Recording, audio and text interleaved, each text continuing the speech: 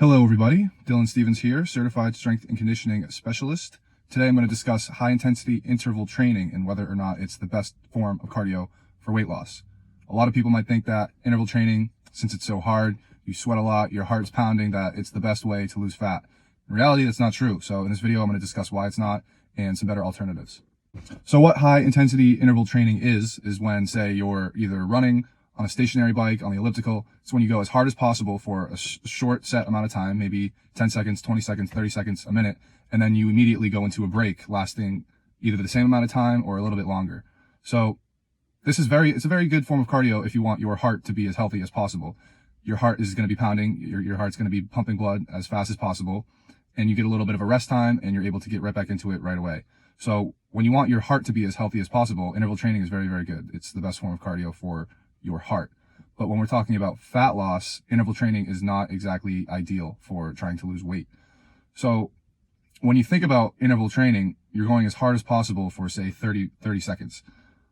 You're burning a lot of calories for that 30 seconds, yes, but can you maintain that for 20 minutes? No. When you're doing long distance, slow, steady state cardio, you're doing the same pace for, say, 20 minutes. You're burning way less calories per step than you would if you were doing high intensity interval training, but you're doing it for so much longer that you're actually burning a lot more calories in the long distance steady state cardio than the interval training. So let's say you're doing sprints for high intensity interval training. You're doing 20 seconds on, 1 minute off for 10 rounds total. So maybe you burn 10 calories per set of sprints. For 10, that's 100 calories. You feel like you're going really hard. Your legs are hurting, your heart's pounding, you're sweating, but you only burn 100 calories. Now let's say you do 20 minutes of incline walking on a treadmill.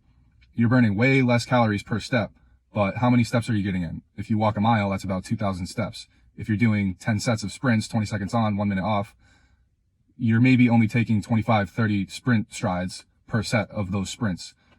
So you're burning more calories per step, yes, but are you doing 2,000 steps in the sprints? Are you striding 2,000 times in your sprints? No. You're doing 2,000 steps with walking, yes. So even if you were burning a third of the calories per step from the walking, you were doing so many more steps that the amount of calories you're burning from walking is way higher than the interval training. So the other thing you got to think about is the ability to be consistent. So you can't do 10 sets of sprints every single day and not expect to be extremely sore and have that leak into other parts of your training. So you can do long distance steady state cardio every single day. You can't do high intensity interval training every single day. You could try. After a few days, you're going to be just absolutely dead and your legs are going to be on fire. You're going to be super sore. So that's the other major point when it comes to trying to do cardio for fat loss. You do the long distance steady state because you can do it every day and you're burning more calories.